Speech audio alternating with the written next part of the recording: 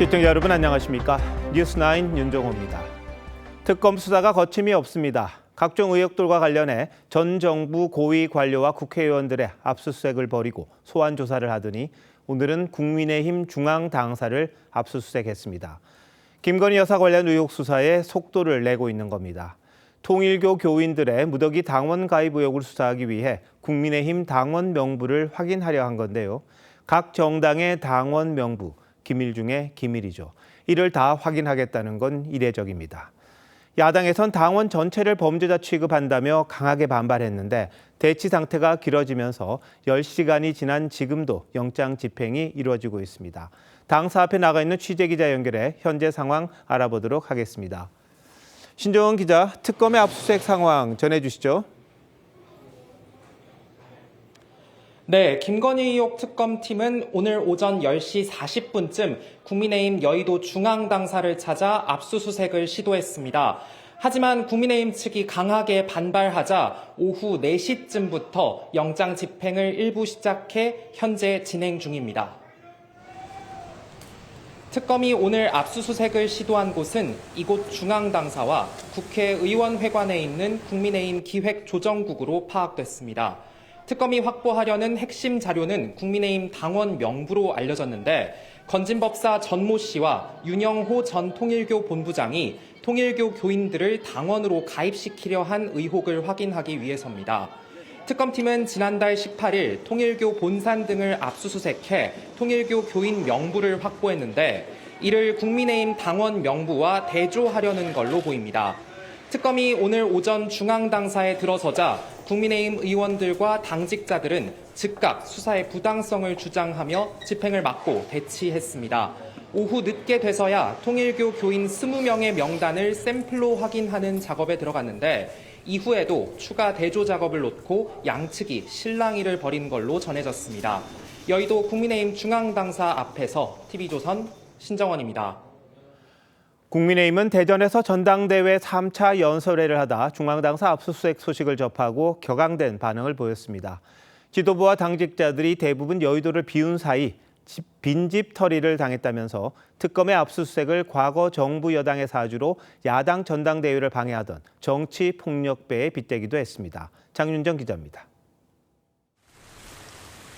김건희 특검 수사관들이 국민의힘 중앙당사에 들이닥친 시각. 지도부와 주요 당직자들은 모두 전당대회 합동연설회가 열리는 대전에 있었습니다. 현장에서 소식을 접한 송원석 비대위원장은 천인공노할 야당 탄압이라고 강하게 반발했습니다. 빈집 털이범 아닌가요? 야당 전당대회를 방해하는 일명 용팔이 사건 같은 깡패짓을 자행한 것입니다. 이어진 합동연설회에서는 특검의 압수수색을 규탄하는 구호가 울려 퍼졌습니다. 야당 탄압, 정치보복, 압수수색 규탄한다! 규탄한다! 규탄한다! 국민의힘은 450만 당원 명부는 민감한 개인정보이자 정당의 생명이라며 절대 내줄 수 없다는 입장입니다. 민주당은 국민의힘을 향해 특검에 대한 정치 공세와 수사 방해를 중단하라고 비판했습니다. 하지만 3년 전 김용전 민주연구원 부원장의 대장동 의혹과 관련해 검찰이 민주당 당사 내 민주연구원 압수수색을 시도하자 당대표였던 이재명 대통령은 야당 탄압이라고 비판했었습니다. 국민이 맡긴 권력을 야당 탄압의 초유의 야당 중앙당사 압수수색이라고 하는데 소진하고 있는 사실이 참으로 안타깝습니다. 당시 민주당 의원들과 당직자들의 강한 저항에 검찰은 압수수색을 포기하고 물러났습니다. TV조선 장윤정입니다. 김건희 여사가 어젯밤 늦게 구속됐습니다. 헌정사상 처음으로 전직 대통령 부부가 동시에 구치소에 수감된 겁니다. 김 여사는 남부구치소에서 머그샷을 찍고 독방에 수감됐습니다. 변호인에 따르면 식사를 일절하지 못한다는데 이광희 기자가 취재했습니다. 윤석열 전 대통령이 구속된 지 한 달여 만에 김건희 여사도 구속됐습니다. 오늘 두 번째 구속심사 받으셨는데 심경 어떠신가요? 혐의 3가지 여전히 모두 부인하신 입장이십니까? 법원은 어젯밤 11시 53분쯤 증거인멸 우려가 있다며 주가 조작, 알선 수재 등 혐의로 구속영장을 발부했습니다. 헌정사상 전직 대통령 부부가 동시에 구속된 건 처음입니다. 김 여사는 서울 남부구치소에서 수용자복으로 갈아입은 채 머그샷을 찍었고 정밀 신체 검사를 마친 뒤 2평이 채 안 되는 독방에 수감됐습니다. 구치소 첫 끼인 아침 메뉴는 식빵과 딸기잼 등이, 점심 메뉴는 돼지고기 김치찌개가 나왔는데 변호인에 따르면 김 여사는 식이장애로 아침과 점심 식사를 하지 못했습니다. 김 여사 측은 현재로선 구속적부심을 청구하는 건 검토하지 않고 있다고 밝혔습니다. 특검은 김 여사의 집사로 지목되어 온 김예성 씨에 대해 내일 구속영장을 청구할 전망입니다. TV조선 이광입니다. 김건희 여사는 윤석열 전 대통령 당선 전부터 각종 논란의 중심이었습니다. 대선 직전엔 눈물을 글썽이며 조용한 내조를 약속했지만 3년 내내 명품백 수수를 비롯해 언행과 관련한 논란이 끊이지 않았고 급기야 공천 개입 의혹까지 불거졌습니다. 김 여사는 자신을 아무것도 아닌 사람이라고 불렀지만 윤석열 정권의 아킬레스건이 됐습니다. 이태희 기자가 보도합니다. 한 여성이 개에게 사과를 주는 사진. 2021년 윤석열 대선 후보가 전두환 전 대통령 옹호 논란에 사과한 직후 돌연 SNS에 올라왔습니다. 많은 분들의 그 지적과 비판을 겸허히 수용하고 유감을 표합니다. 김건희 여사의 돌출 행동을 상징하는 이른바 개사과 논란입니다. 김 여사가 세간의 주목을 받기 시작한 건 윤 전 대통령이 검찰총장이던 시절 주가 조작 가담 의혹이 불거지면서부터였습니다. 윤 전 대통령이 정치에 뛰어든 뒤엔 유튜브 매체와의 장시간 통화 녹취가 공개됐는데 또 어떤 매체 기자하고 통화를 했다고 하고요. 자기가 하고 싶은 얘기를 좀 했다고 합니다. 이후에도 명품백을 수수하는 장면이 몰래 찍히며 논란을 자초했습니다. 김 여사는 허위 경력 논란이 불거지자 대선 전 조용한 내조를 약속했습니다. 잘못을 깊이 반성하고 대통령이 되는 경우라도 아내의 역할에만 충실하겠습니다. 하지만 해외 순방 때마다 비선 동행 논란, 명품 쇼핑 논란, 연출 사진 논란 등이 끊이지 않았습니다. 한동안 잠잠한 듯했지만 주가 조작, 명품백 수수 의혹과 관련해 검찰의 불기소 판단이 있자마자 김 여사가 경찰들을 지휘하는 듯한 사진이 공개돼 또다시 여론의 문매를 맞았습니다. 특검에 불려나온 김 여사는 스스로에 대해 이렇게 말했습니다. 저같이 아무것도 아닌 사람이 이렇게 심려를 끼쳐서 진심으로 죄송합니다. 하지만 김 여사가 윤석열 정부의 최대 리스크였다는 게 일반적인 평가입니다. TV조선 이태희입니다. 김건희 여사 구속에 대한 반응은 여야가 극명하게 갈렸는데 국민의힘 대응이 과거 윤석열 전 대통령 구속 때와는 사뭇 달랐습니다. 당 차원의 공식 논평도 나오지 않았고 지도부도 말을 아꼈습니다. 여권은 특검의 철저한 수사를 주문하면서 수사기간 연장을 거론하기 시작했습니다. 고승영 기자의 보도입니다. 국민의힘 송원석 비대위원장은 김건희 여사 구속에 대해 별다른 언급 없이 특검의 공정한 수사만 촉구했습니다. 별도로 드릴 말씀은 없는 것 같고요. 특검의 수사가 법과 규정에 따라서 정당하게 정상적으로 공정하게 진행되기를. 유상범 원내수석 부대표도 구속 자체엔 할 말이 없다고 밝혔고 당 차원의 논평도 나오지 않았습니다.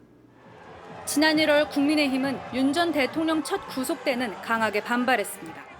대단히 유감스럽습니다. 국민의 기본권과 법치주의를 지켜야 할 사법부가 제 역할을 했는가? 하지만 윤 전 대통령이 탈당한 뒤 지난달 재구속됐을 땐 안타깝다는 원론적인 입장만 밝혔고 이번 김 여사의 구속에 대해선 그조차도 언급을 하지 않고 있습니다. 민주당과 조국혁신당 등 범여권은 사필기정이라며 특검의 철저한 수사를 촉구했습니다. 헌정사상 최초이며 우리 역사의 가장 큰 오점으로 기록될 것입니다. 김건희 씨는 존재 자체가 거짓입니까? 앞서 3대 특검 대응위원회를 출범시킨 민주당이 특검 연장을 거론한 데 이어 조국혁신당도 수사기간 연장과 범위 확대를 위한 특검법 개정 방침을 밝혔습니다. TV조선 고승현입니다. 특검팀이 구속된 김 여사를 내일 오전 소환했습니다. 구속 후 첫 조사인데 김 여사는 출석하겠다는 뜻을 밝혔다고 합니다. 특검팀은 오늘 관저 이전 공사 수주 특혜 의혹과 관련해 인테리어 업체들과 감사원을 압수수색했습니다. 조윤정 기자가 보도합니다. 인테리어 업체 21g 대표가 지하주차장으로 나옵니다. 김건희 여사 친분으로 따낸 계약이 아니었냐 이런 특혜 의혹 논란도 좀 있었는데 이에 대해서 좀 입장 같은 게 있으실까요? 진짜 너무하시네요. 김건희 의혹 특검이 오늘 오전 인테리어 업체 21g 사무실과 대표의 집 등을 압수수색했습니다. 윤석열 전 대통령 취임 뒤 관저 이전 과정에서 무자격 업체가 공사에 참여한 걸 확인하기 위해서입니다. 공사에 참여한 원담 종합건설, SOE 디자인도 대상에 포함됐습니다. 21g은 김 여사가 운영한 코바나 콘텐츠가 기획한 전시를 후원했던 업체로 김 여사와의 친분으로 관저 이전 공사를 수주했다는 의혹을 받고 있습니다. 특검팀은 지난해 9월 이 사안을 감사한 감사원과 관저 이전 실무를 총괄한 김호진 전 국토부 1차관도 압수수색했습니다. 21g 김건희 여사가 추천했나요? 김건희 여사님이 저한테 직접 추천한 적이 없습니다. 근데 김건희 여사 특검팀은 내일 오전 10시 구속 후 첫 김 여사 소환 조사를 통보했습니다. 김 여사 측은 몸이 많이 안 좋다면서도 출석할 예정이라고 했습니다. TV조선 조윤정입니다. 특검이 5천만 원 상당의 스위스 명품 시계를 김건희 여사에게 사다 줬다는 사업가를 조사했습니다. 이 사업가는 김 여사로부터 500만 원을 받고 대신 시계를 사줬을 뿐 대가성은 없었다는데 어떤 사연인지 조유진 기자가 알아봤습니다. 로봇계 2대가 대통령실 앞대를 순찰합니다. 2022년 6월 용산공원 시범 개방 당시 공개된 경호 로봇입니다. 대통령실 경호처는 석 달 뒤 로봇계 한국 총판을 맡은 업체와 1,793만 원의 임차 운영 계약을 맺었습니다. 김건희 의혹 특검은 김 여사 오빠 인척집에서 발견한 명품 시계 상자와 보증서를 추적해 로봇계 수입업체 소유주 서모 씨가 산 걸 확인했습니다. 여성용 시계의 보증서가 발견된 것과 관련하여 김건희 씨에 대하여 대통령실 경호 관련 로봇계 수입업체와 연관된 특가법상 알선수재 혐의로 수사 중에 있습니다. 서 씨는 2022년 9월 7일 김 여사에게 직접 시계를 전달했다고 특검에 진술했습니다. 또 영부인 할인을 받아 3,532만 원의 시계를 구입했다며 김 여사에게 현금으로 500만 원가량 받았는데 3천만 원가량을 아직 받지 못했다고 진술한 걸로 전해졌습니다. 특검은 해당 시계와 로봇계 사업 간 대가성을 의심하고 있습니다. 서 씨는 실질적으로 해당 사업은 문재인 정부 때 소개를 받은 것이라고 했습니다. 또 4억 원 상당의 로봇 4개를 투입해 운영하는 사업이라 오히려 손해를 봤다며 특혜 의혹을 부인했습니다. TV조선 조유진입니다.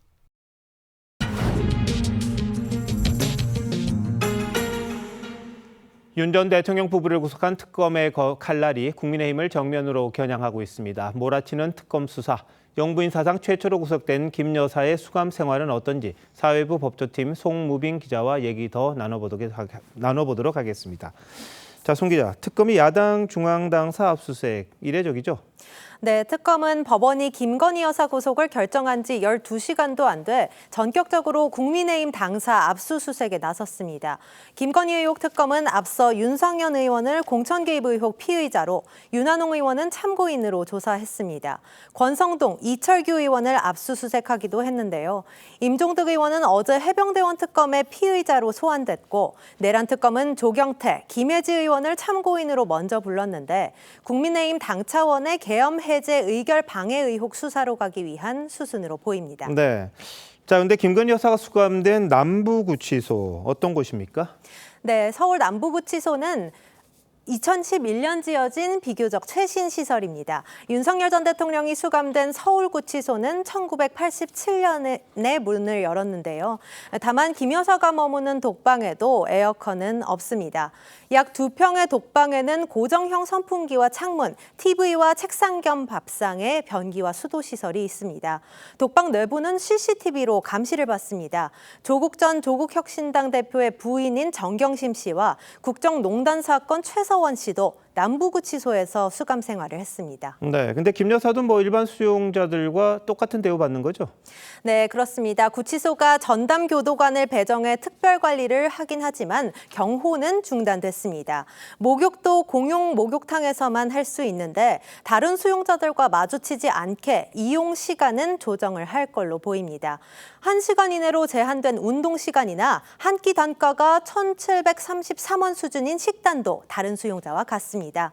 오늘 접견을 다녀온 변호인은 김 여사가 기존에 복용하던 약 정도는 반입을 하려고 시도 중이라고 전했습니다. 네, 뭐 내일 소환 조사에 나온다고 이야기는 하는데 이게 응할 수 있을지 건강 상태에 가지고 좀 말이 많더라고요. 자, 근데 내일 그러면 만약 소환을 하면 어떤 내용 수사할까요? 네, 일단 김 여사 구속에 이르게 된 영장 속 혐의와 관련한 조사에 주력을 할 걸로 보입니다. 각각 도이치모터스 주가 조작과 명태균 공천 개입, 건진법사 청탁 등에 연계된 3가지 혐의인데요. 구속 상태로 수사가 가능한 최장 20일 동안 혐의 사실을 보강해 기소해야 하기 때문이죠. 이 밖에 오늘 압수수색한 관저 이전 공사 특혜 의혹과 코바나 컨텐츠 협찬 의혹, 양평고속도로 종점 변경 의혹 등은 기소 후에 조사를 본격화할 걸로 보입니다. 네, 뭐 특검법에 16개 혐의가 기록돼 있다니까 상당한 시간이 필요할 걸로 보이네요. 자, 송 기자 잘 들었습니다.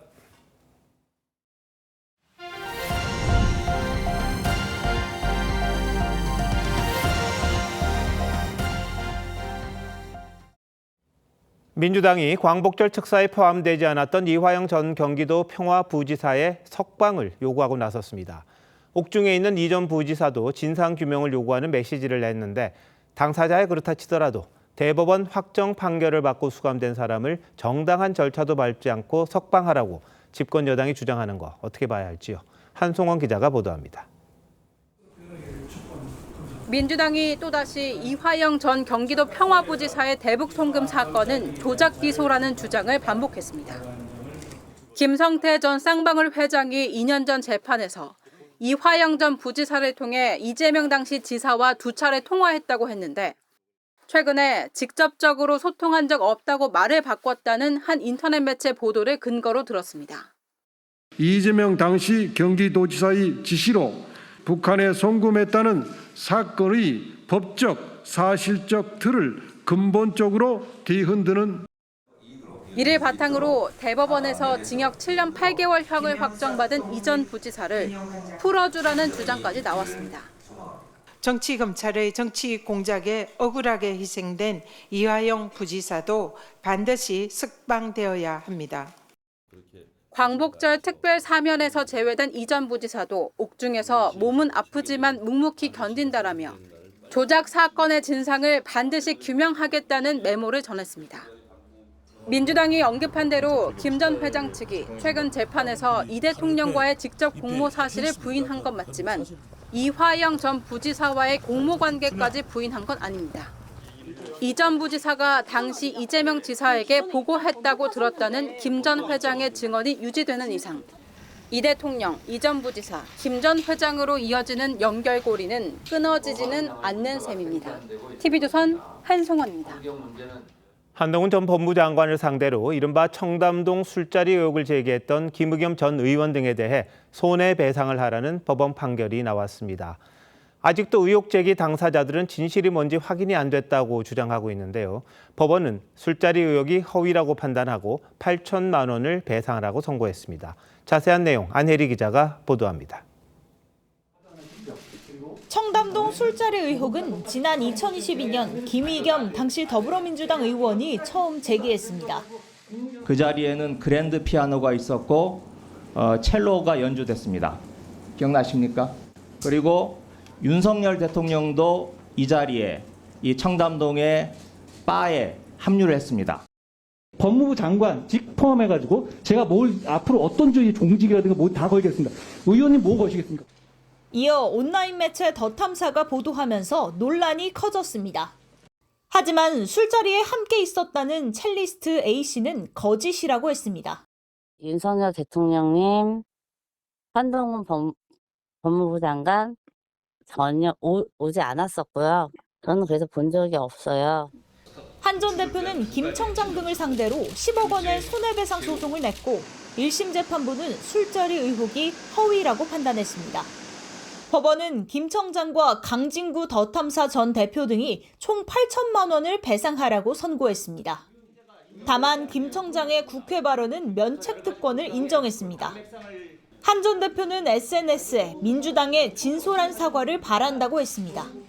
강 전 대표는 TV조선과의 통화에서 말도 안 되는 판결이라고 했고 김 청장 측은 말씀드릴 내용이 없다고 밝혔습니다. TV조선 안혜리입니다. 국정기획위원회가 임기 동안 추진할 국정과제를 이 대통령에게 보고했습니다. 과제를 실천하려면 5년 동안 210조 원의 재정 투자가 필요한데 현실적으로 얼마나 예산을 확보할 수 있을지는 두고 볼 일입니다. 이런 가운데 이 대통령은 추가 국채 발행을 시사했는데 늘어난 나라빚, 그럼 누가 갚는 건지 꼼꼼히 따져봐야겠습니다. 최지원 기자입니다.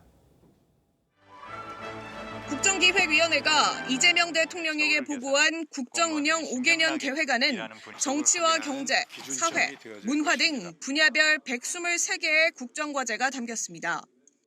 소상공인 지원과 공공주택 공급 등 민생경제에 33조, AI 정책 25조, 복지정책 24조 원 등 5년간 모두 210조 원의 재정 투자가 필요하다고 했습니다. 감세정책 복원 같은 세입 확충과 낭비성 예산 절감 등으로 재원을 마련하겠다는 구상입니다. 관행적인 예산이나 낭비성 지출, 집행이 부진하거나 성과가 미흡한 사업 등에 대해서는 강도 높은 지출 구조 조정을 추진하고 대통령실이 주최한 나라재정 절약 간담회에서도 지출 구조 조정 방안이 논의됐습니다. 다만 이 대통령은 국가 재정이 취약하다며 추가 국채 발행 가능성을 시사했습니다. 해야 될 일은 많은데 쓸 돈은 없고 지금 한 대박 빌려다가 쇳불에서 가을에 한가마 수확할 수 있으면 당연히 빌려다 씨를 뿌려야 되는 거 아닌가요? 경기 부양 목적에 지역화폐 필요성도 다시 거론됐습니다.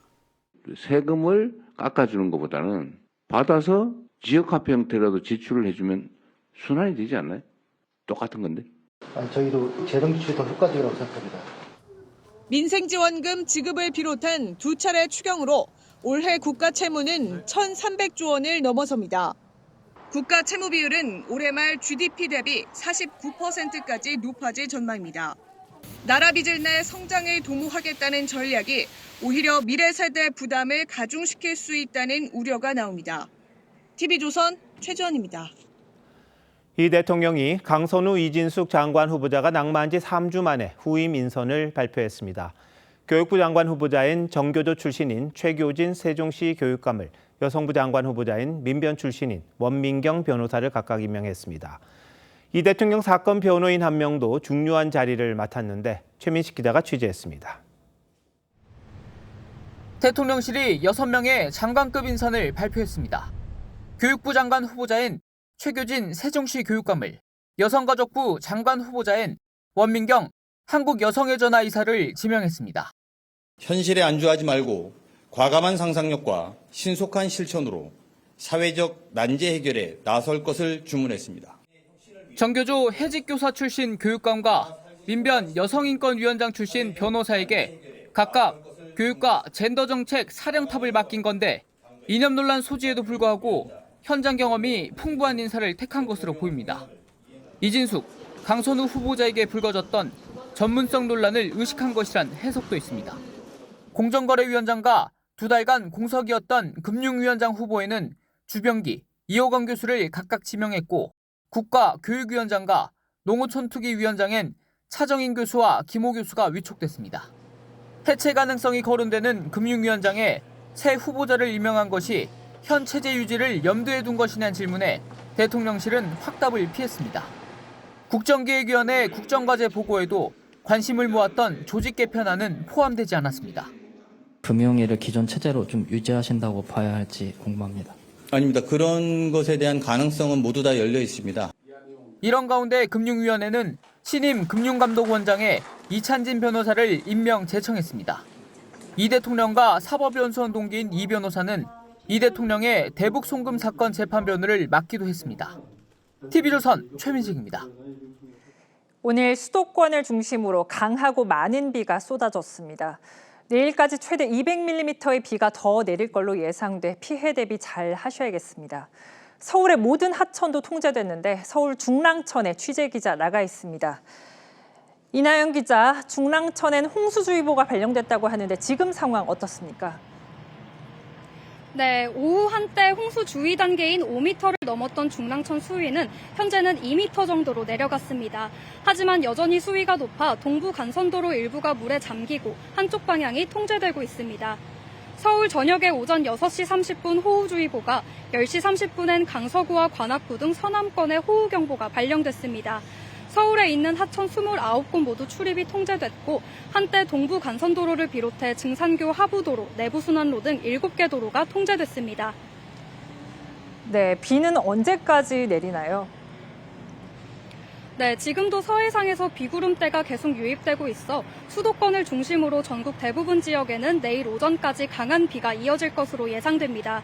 오후 5시 15분 기준으로 김포공항에 216.9mm 등 서울 전역에 100mm 넘게 쏟아졌는데요.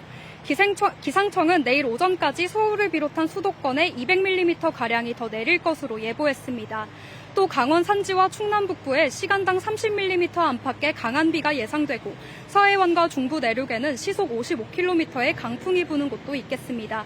서울 중랑천에서 TV조선 이나영입니다. 지금부터는 곳곳의 피해 상황 살펴보겠습니다. 먼저 서울에서는 갑자기 닥친 폭우에 도로가 잠기고 맨홀이 솟구치기도 했습니다. 지하철과 열차 운행도 멈추면서 시민들이 큰 불편을 겪었습니다. 이나라 기자가 취재했습니다. 흙탕물에 잠긴 도로에서 거대한 물기둥이 여기저기 솟구쳐 오릅니다. 더 터지니까 막 난리. 오늘 오전 서울 종로구의 한 도로 위 맨홀에서 물이 역류하면서 주변 아스팔트까지 뜯겨나갔습니다. 지진이 나서 이렇게 흔들거리는 것처럼 아스팔트가 오르면서 물길이 확 올랐었거든요. 그래서 분수처럼 막 뿜어 나오는? 서울 은평구 재개발공사 현장에선 폭우에 쓸려 나온 토사가 인근 골목을 덮쳤고 주택 주차장에도 흙탕물이 들어찼습니다. 순식간에 쏟아진 비에 토사가 무너져 내리면서 인도가 흙으로 뒤덮였습니다. 빗물이 들어찼던 도로에는 침수 차량도 방치돼 있습니다. 안에까지 다 뻘이 들어와 있고 시동 자체는 걸리질 않고 황당하죠. 이게 갑자기 일어난 일이고. 강북구 우이동에선 지반이 약해지면서 도로 한가운데에 길이 5m, 폭 2m, 깊이 3m의 싱크홀도 생겼습니다. 또 고양 화정역이 침수되면서 지하철 3호선 구파발역에서 백성역까지의 운행이 4시간가량 중단됐습니다. 화정역 침수로 인해서 대화의 열차는 운행되지 않고 있습니다. 경의선과 일산선, 경원선, 교회선 등도 한때 운행이 끊겼습니다. TV조선 이나라입니다. 인천에는 시간당 최대 150mm의 물폭탄이 쏟아졌습니다. 도로가 강처럼 변해서 차가 둥둥 떠다닐 정도였습니다. 김포에서도 침수 피해가 잇따랐고 한 명이 급류에 휩쓸려 숨졌습니다. 이어서 강석 기자가 보도합니다. 시장통이 급류가 흐르는 하천으로 변했습니다. 잡동사니가 떠내려가고 상인들은 급히 물건을 치웁니다. 비가 잠잠해지자 흙탕물은 1시간여 만에 빠졌지만 장사는 이미 망쳤습니다. 물이 이만큼 차가지고 냉장고가 지금 다 정지됐고 여기도 그렇고. 시장 인근 반지하 주택도 물에 잠겼습니다. 불을 퍼내보지만 좀처럼 줄지 않습니다. 비가 막 올 때 10분 만에 막 쏟아지는 거예요, 여기. 그래가지고 나올 수가 없어가지고 갑자기 막 그냥 차가지고 그래가지고 엉금엉금 기어서 나왔어요. 역사 안까지 물이 들어차 한동안 열차가 정차하지 않고 지나쳤습니다. 간선도로도 물바다입니다. 차량들이 지나자 파도처럼 물결이 칩니다. 경기 김포로 이어지는 지하차도는 완전히 잠겼고 김포로 빠지는 도로도 침수돼 차량들의 발이 묶였습니다. 주택가에 세워둔 차량 수십 대는 순식간에 수장됐고 물이 빠지자 아수라장으로 변했습니다. 그때 요만큼 찼어요. 여기까지. 시동도 안 걸고 그냥 놔뒀어요. 시동이 안 걸릴 걸 텐데? 안 걸리겠죠? 모르겠어요. 인근 대보천에서는 급류에 휩쓸린 차량에서 80대가 숨진 채 발견됐습니다. 경기 김포와 인천 등 수도권 서쪽 지역에는 오늘 하루 최대 240mm의 비가 쏟아졌습니다. 특히 인천 덕적도에 150mm 등 100mm가 넘는 물폭탄이 1시간 만에 쏟아져 피해가 잇따랐습니다. TV조선 강석입니다. 고양과 양주 등 경기 북부 지역에도 시간당 최대 100mm가 넘는 폭우가 내렸습니다. 길이 끊기고 사람들이 고립되는 피해가 잇따랐습니다. 이어서 조덕현 기자입니다. 누런 계곡물 사이로 한 여성이 발을 내딛습니다. 구조 로프를 잡았지만 거센 물살에 몸이 휘청입니다. 오늘 오후 1시 반쯤 경기 양주시 백서급에 한 산장에 고립된 24명이 구조되는 장면입니다. 계곡물이 불어나 진입로 다리 위로 나무가 쓰러지고 좀 유속이 빨라져가지고 고립된 상황입니다. 경기 고양시에서도 오후 1시 반쯤 내곡동에서 6명, 대장동에서도 1명이 고립됐다 구조됐습니다. 고양과 양주 등 경기 북부에는 오전 6시부터 200mm 안팎의 비가 내렸습니다. 고립 사고 당시엔 1시간 동안에만 최대 100mm가 하늘이 뚫린 것처럼 쏟아졌습니다. 단시간에 많은 비가 집중되자 경기 북부 112에 접수된 도로 침수 등 비 피해 신고는 400건이 넘었습니다. 앞서 한 차례 수해를 입었던 경기 북부 지역 6곳에는 산사태 경보가, 2곳에는 주의보가 내려졌습니다. 또 강물이 범람할 우려에 곳곳에 도로가 통제됐습니다.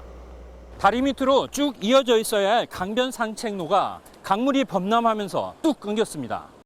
지금 이렇게 여기까지 이렇게 넘친 건 지금 처음인 것 같아요. 동두천 송천교, 포천천 포천대교, 파주 신우교 등 곳곳의 하천 주변에는 한때 주민 대피령이 내려지기도 했습니다. TV조선 조덕현입니다. 빗길 교통사고도 발생했습니다. 영동고속도로에선 초등학생들을 태운 버스가 넘어지면서 6명이 다쳤습니다. 경기 포천에서는 SUV가 신호등을 들이받으면서 운전자인 남편은 중태에 빠졌고 부인은 숨졌습니다. 김준석 기자가 보도합니다. 터널 안에서 작업 차량들이 켜놓은 비상등이 번쩍입니다. 축구클럽 로고가 붙은 노란색 버스는 뒷유리창이 완전히 부서진 채 넘어져 있고 구급차와 소방대원들은 물론 대형 크레인까지 동원돼 구조 작업을 벌입니다. 영동고속도로 마성터널 안에서 버스가 미끄러지며 터널 벽과 부딪힌 뒤 넘어진 건 오늘 오전 9시 20분쯤입니다.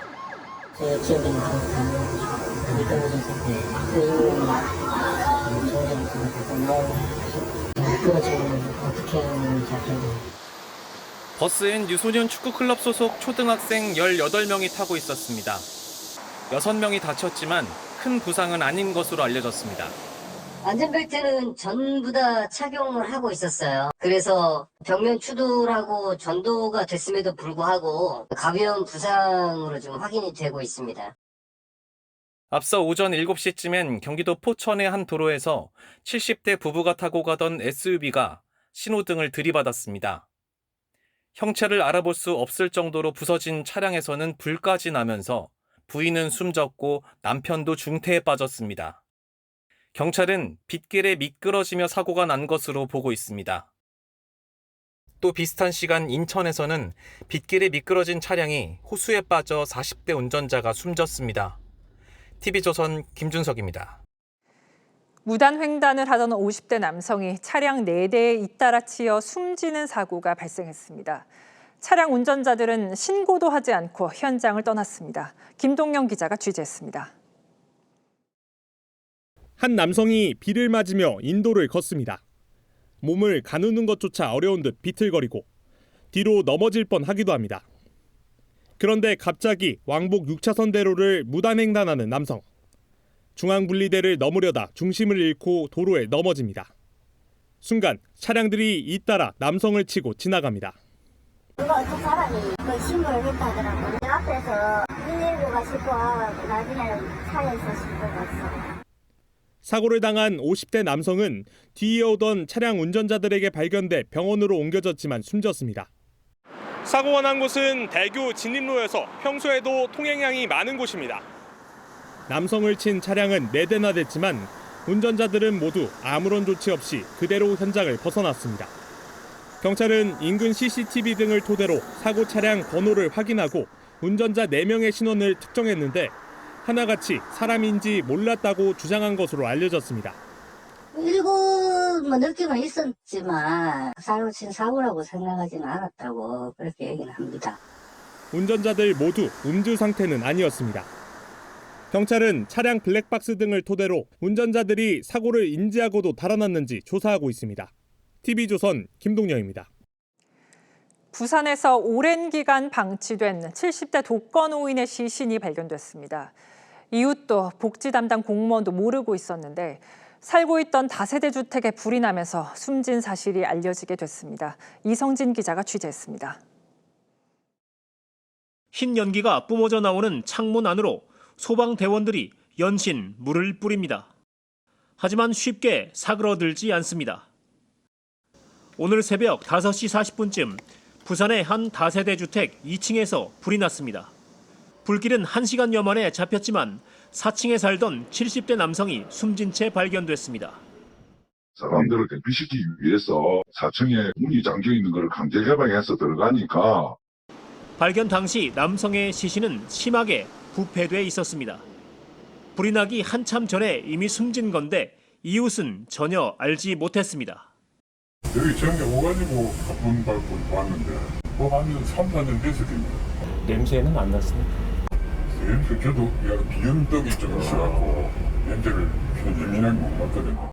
현관문 앞엔 지난 1월 배달된 택배 상자가 개봉되지 않은 채 놓여 있었고 집안엔 정부에서 제공한 10kg 쌀 4포대가 있었습니다. 경찰 조사 결과 숨진 남성은 2019년부터 기초생활수급자로 선정돼 있었습니다. 하지만 수급비 지원 외에 고독사 예방을 위해 돌봄을 받는 건 없었습니다. 특히 부산 서구는 전기 사용량 등을 실시간으로 확인해 위험 상황을 감지하는 스마트 플러그 사업을 하고 있지만 숨진 남성은 이 사업 대상자도 아니었습니다. 철수가 우리 동에 해당되는 게 몇 개가 없다 보니까 그 부분은 해당이 안 됐었어요. 경찰은 정확한 사망 시점과 이유를 조사하고 있습니다. TV조선 이성진입니다. 제주의 번화가에서 행인을 무차별 폭행한 40대 남성이 구속됐습니다. 말리는 시민도 흉기로 위협하고 출동한 경찰관까지 폭행했습니다. 김태준 기자입니다. 검정색 반팔 차림 남성이 정장을 입은 행인을 향해 주먹을 휘두릅니다. 갑작스런 주먹질에 놀란 행인은 뒷걸음질 치며 얼굴을 막아보지만 남성은 권투 자세까지 잡으면서 샌드백을 치듯 무차별 폭행을 이어갑니다. 신고를 받은 경찰이 신분 확인을 요구하자 도망치듯 자리를 피하는가 싶더니 갑자기 경찰관을 발로 걷어찹니다. 남성은 체포된 뒤에도 난동을 멈추지 않았습니다. 경찰 차에 들어갔는데 바로 차니까 그 차가 흔들었지. 경찰 조사 결과 남성은 일면식도 없는 행인에게 담배를 끄라며 욕설을 하고 폭행했습니다. 이를 말리는 시민도 흉기로 위협한 것으로 파악됐습니다. 말리는 사람한테 또 폭행하고 아무튼 그래서 특수 폭행으로 소주병 깨가지고 이렇게 위협하고 그래가지고. 남성은 술에 취해 벌인 일이라고 해명했지만 경찰은 구속해 검찰에 넘겼습니다. TV조선 김태준입니다. 건설업 일자리가 15개월째 줄고 있습니다. 글로벌 금융위기 이후 최장기간입니다. 얼어붙은 건설 경기가 우리 전체 성장률에 큰 타격을 줄 거란 우려가 커지고 있습니다. 송병철 기자입니다. 내년 6월 준공 예정인 인천의 한 재개발 아파트 단지. 각종 중장비는 자취를 감췄고 건물 외벽에 안전망만 덩그러니 남아 있습니다. 최근 발생한 근로자 사망 사고 여파로 공사가 중단된 겁니다. 주변 상권은 울상입니다. 여기 공사가 멈춰가지고 사람이 안 와요. 이집트 장사 반타작능하고 반타작도 더 낫지. 지난달 건설업 취업자 수는 1년 전보다 9만 2천 명 줄어들며 15개월째 내리막입니다. 특히 최근엔 폭염과 폭우 여파로 쉬는 날이 많았던 데다 진행되던 공사마저 곳곳에서 중단돼 다른 일을 찾는 이들이 늘었습니다. 옛날에 많을 때면 한 50% 줄었어요. 지금 다른 새 일을 또 지금 알아보고 있고 야간 일도 하고 그런 것 같아요. 건설업 부진이 경기와 일자리는 물론 올해 경제 성장률 전체를 억누를 수 있다는 우려도 나옵니다. 국책 연구기관인 한국개발연구원은 소비 쿠폰 효과에도 올해 성장률 전망을 0.8%로 유지했습니다. 건설 투자 증가율 전망치가 마이너스 4%에서 마이너스 8%까지 떨어지면서 성장률을 갉아먹을 걸로 본 겁니다. 계속 저희가 관측을 하고 있기 때문에 그렇게 되면 이제 건설 공사가 좀 많이 차질이 발생하고 그 부분을 반영해서 이제 건설 투자를 좀 큰 폭으로 하향 조정했습니다. 네. 정부가 산업재해와의 전쟁을 선포하면서 건설 경기가 빙하기로 접어들 거란 분석입니다. TV조선 송병철입니다. 트럼프 2기 행정부 들어 처음으로 국가별 인권 보고서가 나왔는데 북한을 폭압과 강압으로 정권을 유지하고 살인 정치를 하는 곳으로 서술했습니다. 그런데 지난해보다 분량은 반으로 줄고 김정은을 직접 비판하는 내용은 빠졌습니다. 뭔가 의식하는 듯한데요. 북한은 미러 정상회담을 앞두고 북러 정상 간 전화 통화 사실을 이례적으로 공개했습니다. 백대우 특파원입니다. 트럼프 2기 정부 들어 미 국무부가 처음으로 발행한 북한 인권 보고서입니다. 불법 살인과 고문, 체포와 구금, 표현과 종교의 자유 제한 등의 주제로 나눠 인권 문제를 다뤘습니다. 국무부는 북한이 폭력과 강압으로 체제를 유지했다며 살인이 통치체계나 방식이라고 지적했습니다. 정치 수용소 5곳에 최대 20만 명이 수감 중이며 인권 탄압은 북한 내부뿐 아니라 해외에 있는 탈북민 등에도 이뤄지고 있다고 우려했습니다. 하지만 전체 분량은 바이든 정부 때의 절반 수준인 25페이지로 줄었고 김정은 1인 독재에 대한 비판도 빠졌습니다. 이 때문에 북한과의 대화 재개를 위한 일종의 유화책 아니냐는 시각도 제기됐습니다.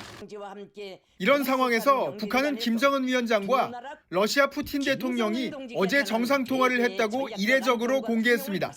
러시아 지도부가 취하게 될 모든 조치들에 대해 전적으로 지지할 것이라는 데 대하여 굳게 확언하셨습니다. 크렘린궁도 15일로 예정된 미러 정상회담 관련 정보를 공유했다고 밝혔습니다. 공교롭게도 한미 정상회담 일정이 확정되자마자 김정은과 푸틴이 통화한 건데 미러 정상회담이 미북 간 핵 군축 협상에 교두보로 활용되는 것 아니냐는 관측도 나옵니다. 미국 워싱턴 DC에서 TV조선 백대우입니다. 북한 정찰총국 산하 해커 조직으로 추정되는 김숙희가 한국 정부기관과 기업들을 해킹해왔다는 주장이 나왔습니다. 해외 해커 2명이 북한 해커의 컴퓨터에 침투해 얻은 증거라며 언론에 공개했는데 더 철저하게 사이버 보안책을 마련해야 할 걸로 보입니다. 김자민 기자의 보도입니다. 세이버와 사이버그란 두 해커가 북한 해커의 컴퓨터에 침투한 뒤 만든 보고서입니다.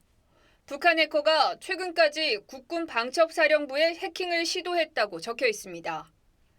대검찰청과 외교부 등 정부 사이트뿐만 아니라 카카오와 네이버 등 국내 기업도 해킹 명단에 포함됐습니다. 보고서에 따르면 북한 해커는 방첩사로 꾸민 피싱 사이트를 만들어 아이디와 비밀번호 유출을 시도했습니다.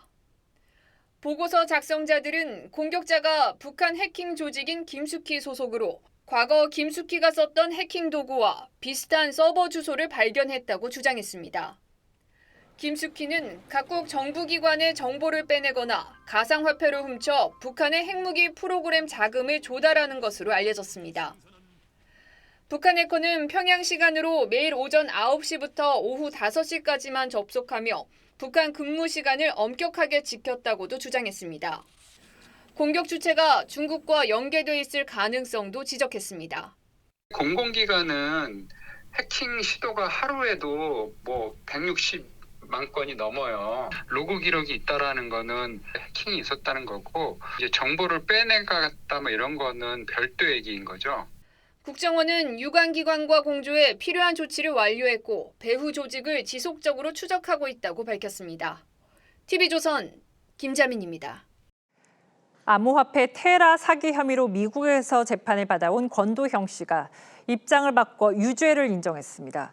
이번 유죄 인정으로 형량을 최대 130년에서 12년으로 대폭 낮추게 됐습니다. 변재영 기자입니다. 암호화폐 테라를 발행해 전 세계 투자자들에게 55조 원의 손실을 입힌 권도영 전 테라폼랩스 대표. It is a stability counterpart to Terra USD, and it also trades quite widely on various different exchanges. 뉴욕 남부법원에서 처음으로 유죄를 인정했습니다. 노란색 수의를 입고 법정에서 온 권 씨는 고의로 사기를 쳤다면서 사죄하고 싶다고 했습니다. 무죄를 주장하던 기존 입장을 바꾼 건데 사기, 공모 등 2개의 혐의를 인정하며 최대 130년 형이 예상됐던 형량을 낮추기 위한 협상에 들어간 겁니다. 권 씨의 유죄 인정에 따라 검찰은 12년 이하의 형을 구형하고 256억 원의 재산 등을 환수하기로 했습니다. 만약 권 씨가 미국에서 형기 절반을 채운 뒤 한국행을 신청하면 미 법무부가 한국으로 송환할 수도 있습니다.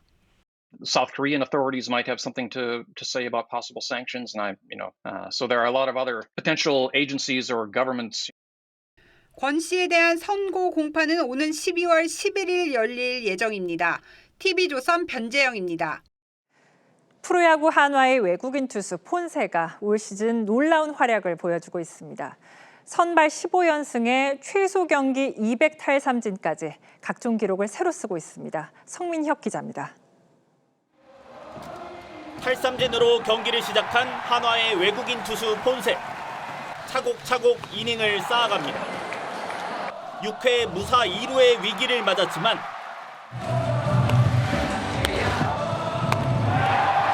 연속 3타자를 삼진으로 돌려세웁니다. 200탈삼진을 돌파한 순간 역대 최소인 23경기 만입니다.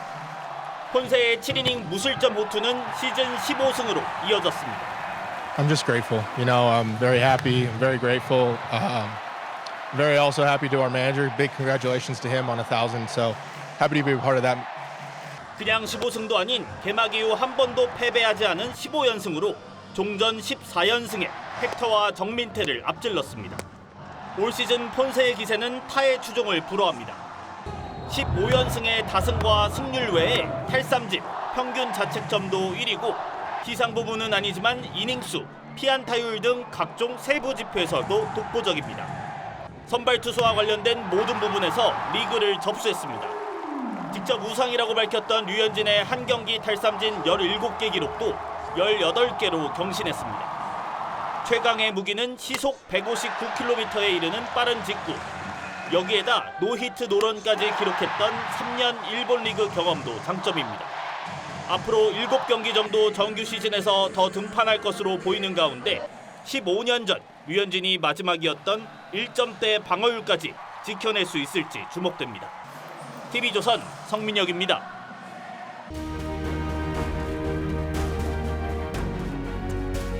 프랑스의 퐁드 고메 동굴입니다. 15,000년 전 크로마뇽인 화가가 벽화를 그리며 아마 멋진 목걸이를 걸었을 겁니다. 바로 이겁니다. 쓸모요? 없지요. 하지만 권력과 사회적 지위, 나는 누구다를 보여주는 최고의 액세서리였습니다. 모파상의 소설 목걸이. 주인공 마틸드도 그를 알았습니다. 화려한 생활을 꿈꾸던 그녀는 반짝이는 다이아몬드 목걸이를 빌려 무도회에 나갔다가 잃어버립니다. 평생 그 빚을 갚느라 고통받습니다. 멋진 가치를 속임수로 만들려다 삶 자체가 파괴된 겁니다. 어제 김건희 여사가 구속됐습니다. 명품 목걸이를 받았다는 혐의가 화근이 됐습니다.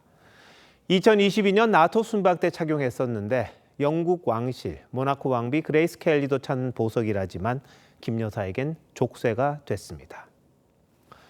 전직 대통령 부부가 함께 구속된 건 초유의 사태고 그 자체로 국가적 비극입니다. 게다가 16가지 혐의가 김 여사에게 씌워져 있습니다. 모두가 김 여사 책임은 아닐 수 있지만 국민들은 국정농단을 의심합니다. 그동안 공개됐던 말들만 봐도 심각합니다. 내가 정권 잡으면 거긴 완전히, 이런 말도 있었죠. 반은 농담이었고 사과까지 했다지만 대선 이후 김 여사의 말은 무소불위의 권력이 됐습니다. 국회의원 공천, 대통령실 정부 인사에도 영향력을 행사했다는 의혹도 받고 있습니다. 대통령을 좌지우지했다면 대한민국의 국정 책임자는 과연 누구였단 말입니까? 세계 5위권의 강대국으로 올라선 대한민국의 어처구니 없고 슬픈 자화상입니다.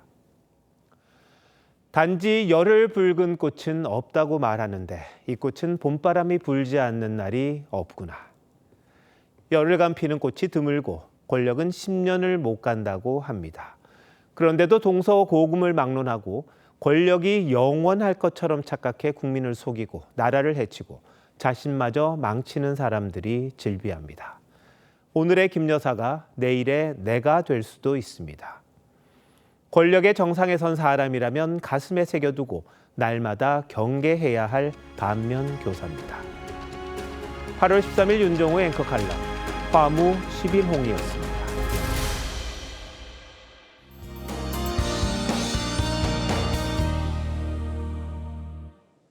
오늘 새벽부터 수도권에 많은 비가 쏟아졌습니다.